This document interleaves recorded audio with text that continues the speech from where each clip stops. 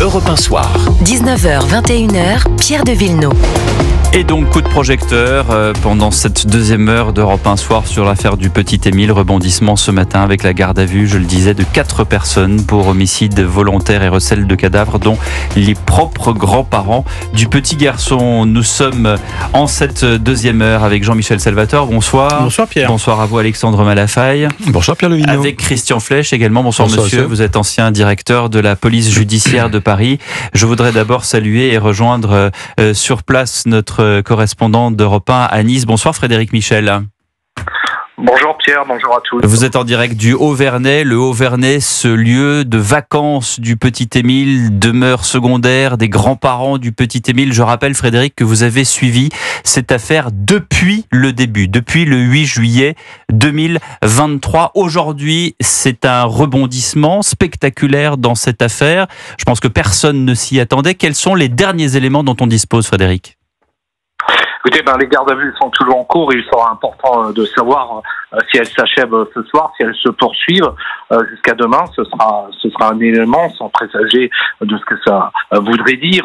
Mais évidemment, si les enquêteurs ont peu d'éléments à ce stade, les gardes à vue pourraient être levées. Si elles se poursuivent, c'est qu'il y a encore des questions, de nombreuses questions à se poser. On l'a répété, 24 heures de garde à vue, renouvelable une fois, donc 48 heures, ça nous emmène à mercredi matin. On en saura plus donc demain sans doute dans la matinée. En tout cas, je peux vous dire que ici au Vernay, les quelques habitants qui acceptent de parler, parce qu'évidemment ce village est sous le feu des projecteurs pour différentes raisons. On vient de fêter les 10 ans de commémorer les 10 ans du crash de la Germanwings.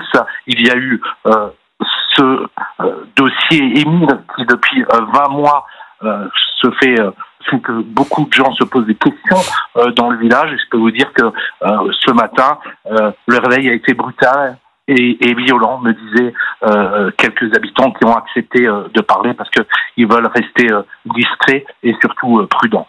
Donc beaucoup d'émotions encore dans ce village du Vernay et du Haut-Vernay. Merci beaucoup Frédéric Michel d'avoir été en direct.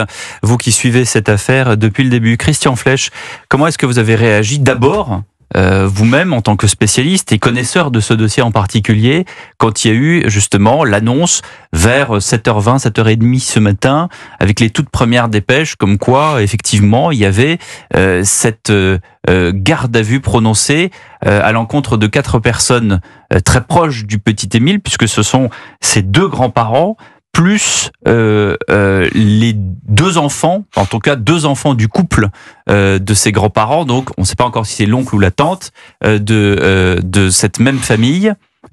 Comment est-ce que vous avez réagi aux perquisitions et surtout garde à vue pour homicide volontaire et recel de cadavres?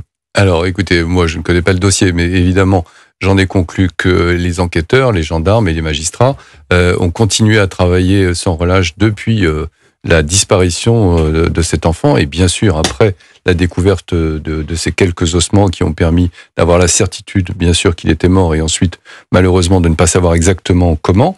Donc là, le communiqué du procureur a le mérite d'exister et de répondre à un certain nombre de questions. Il répond comment? En disant que là, les gendarmes sont sur une piste qui n'est pas une disparition accidentelle, mais sur un homicide et un transport du corps, sans doute, ce qu'on appelle le recel de cadavre.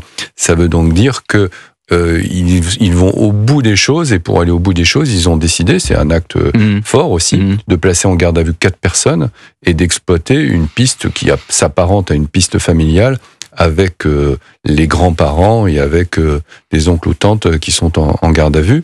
Et évidemment, comme votre reporter l'a dit, il y a la première décision, c'est est-ce que les gardes à vue de l'un ou des 4 personnes vont être prolongées? Ça, on va le savoir dans les heures qui suivent.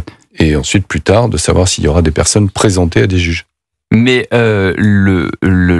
comment dirais-je, là ils sont poursuivis, en tout cas ils sont en garde à vue pour l'instant pour homicide volontaire et non pas involontaire. Alors on va pas faire ici de politique fiction ou de scénario fiction plutôt, j'allais dire, sur ce qui s'est passé dans l'affaire du petit Émile, mais l'homicide involontaire, on n'a pas voulu volontaire. J'ai besoin de vos lumières. Il y a la volonté de commettre un homicide. Il y a la volonté de tuer, c'est clair. Dans l'homicide c'est extrêmement grave. c'est bien sûr, c'est grave. Et il y a encore plus grave, c'est quand il y a une préméditation et que là, on est dans la catégorie assassinat. Voilà. Mais là, on est clairement dans une piste qui n'est pas une piste accidentelle. Alors, on verra si la piste aboutit à quelque chose. On verra ça assez vite. Dans le jour ou les 2 jours qui suivent, on saura si des personnes sont mises en examen dans ce dossier. Mais la garde à vue, c'est important parce que c'est aussi le signe qu'il y a des éléments et c'est aussi la possibilité pour les gens qui sont en garde à vue d'avoir des assistances et de pouvoir s'expliquer avec des avocats. Quelles sont les techniques d'interrogatoire dans ce cas précis ? Alors, ça dépend des éléments que les gendarmes ont sous le coude. Il y a, dans une enquête comme celle-ci, surtout depuis si longtemps, il y a nécessairement des constatations. Il y a des constatations au moment de la disparition, il y a des constatations surtout sur la découverte du corps, des recherches de police technique et scientifique qui sont faites, et on voit là qu'il y a eu aussi des éléments qui ont été saisis, on a vu des véhicules qui ont été saisis, il y aura forcément des recherches de police technique et scientifique qui sont faites. Qu'est-ce qu'on recherche sur la voiture, le SUV Hyundai, et le vent, cette remorque pour chevaux ? De l'ADN, forcément. Si, imaginons, puisqu'on parle de recel de cadavres, imaginons qu'il y ait eu transport de corps. Ça peut être utilisé. Oui, ça c'est important de préciser. Il y a des gens ce matin qui ne savaient pas ce que c'était que le recel. Alors, le recel, on pense qu'on revend, etc. Non, là, c'est juste le transport de... Non, ça veut dire qu'on a caché quelque chose pour les investigations ultérieures. Ah, donc, c'est un délit qui est moins puni que le meurtre en lui-même ou l'assassinat. Mais évidemment, c'est un délit qui existe et qui est réprimé. Donc on recherche de l'ADN surtout. On recherche de l'ADN, ça c'est les recherches de police technique et scientifique. Et puis il y a un certain nombre de témoignages, cette affaire est extrêmement médiatique, donc ça veut dire que ça génère des témoignages complètement farfelus, complètement bidons, mais qu'il faut quand même sans doute prendre en compte aussi. Et puis il y a des témoignages assez sérieux. Je vois que sur une des chaînes, on parle du suicide aussi du prêtre qui a donc baptisé cet enfant. C'est un sujet aussi qui, à mon avis, mérite un peu d'attention. Donc, ces témoignages se rajoutent sans doute aussi, puisque la presse s'en fait l'écho à des écoutes téléphoniques, puisque c'est une méthode assez classique de police ou de gendarmerie de mettre sur écoute des suspects. Donc, fort de tout ça... Là, on peut se dire que l'ensemble de la famille du petit Émile a été mise sur écoute, je les ne téléphones sais pas, portables. Je ne Mais sais est-ce que pas. c'est des choses qui se produisent dans des cas C'est des similaires ? choses, tout à fait, bien sûr. C'est des choses qui se produisent dès l'instant où on a une piste qui nous paraît un peu bonne. Et pour aboutir à des gardes à vue dans cette affaire, ça veut dire qu'on exploite cette piste-là. Et donc, si on l'exploite, on met des écoutes téléphoniques sur les gens qui peuvent apporter des renseignements. Question de Jean-Michel Salvatore. Oui, avec l'expérience que vous avez des enquêtes, est-ce que le fait de parler d'homicide volontaire et de recel de cadavres, est-ce que ce sont des termes qui peuvent délier certaines langues, des gens qui n'osaient pas parler parce que soit ils avaient peur, soit ils n'avaient pas fait trop attention, et là ils se disent, bah tiens, là j'ai un témoignage que je pourrais porter, et est-ce que rien qu'en utilisant ces mots-là, est-ce que ça peut avoir un effet accélérateur sur l'enquête ? Peut-être à la marge, mais enfin cette affaire elle est médiatisée depuis tellement longtemps que si les gens ont envie de parler, je pense que ne serait-ce que la découverte des ossements, c'est quelque chose qui est très fort et qui peut susciter des témoignages. Encore une fois, il y a un suicide chez le curé, ça peut aussi... C'est pas anodin. Sa sœur s'est exprimée et donc c'est pas anodin non plus. Tout ça, ça peut susciter des gens qui ont envie de parler et de peut-être exprimer ce qu'ils... Il y a les analyses dans l'église aussi. Hein, et le fait d'avoir déménagé cette jardinière pour analyser éventuellement des traces. Pour nous, évidemment, ici, on ne comprend pas pourquoi. Il y a sans doute une logique, il y a une explication qu'on saura plus tard. Alexandre Malafaille. Oui, le fait qu'on ait utilisé ces termes, je veux dire, c'est chef d'accusation, c'est pas exactement la bonne qualification, mais est-ce que ça veut quand même dire que les enquêteurs ont quand même une présomption assez sérieuse, que ce soit pas simplement un accident involontaire ? Ça dit quelque chose comme cette qualification. Ça dit quelque chose. Encore une fois, je pense que dans cette disparition, dans cette découverte du corps, et dans le fait qu'on n'arrive pas à savoir, à mon avis, à ma connaissance, de quoi il est mort, ça veut dire que après avoir exploité l'idée de la disparition volontaire et accidentelle, on est en train d'exploiter clairement une piste criminelle. Et alors, question complémentaire, le temps est quand même très long, même si dans le cas de l'affaire du petit Grégory, on est toujours en train de chercher.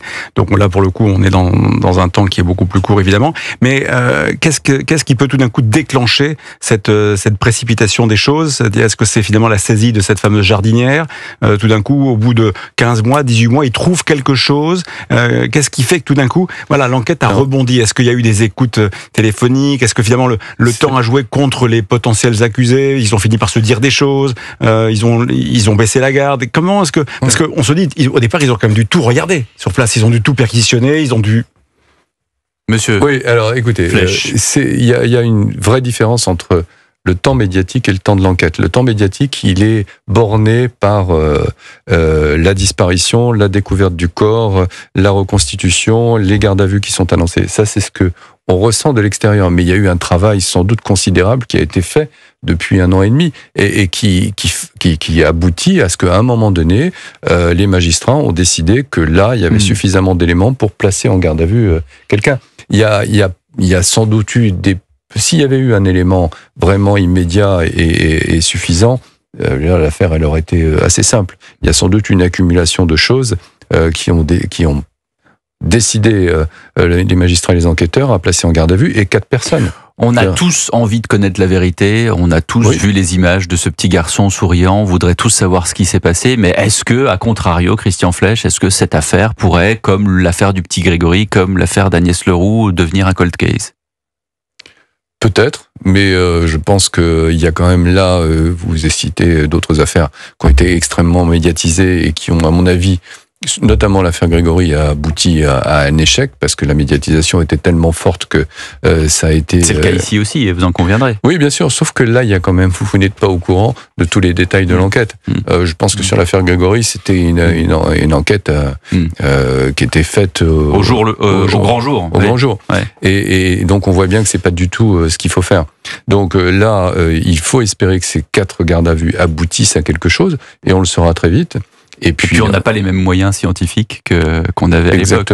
Exactement. Il n'y a pas les mêmes moyens scientifiques.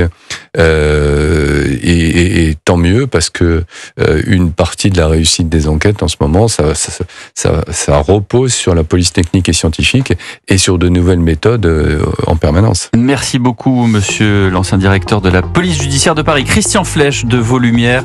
Et bien sûr, on continuera de parler de cette affaire du petit Émile dans les prochaines éditions 20h28.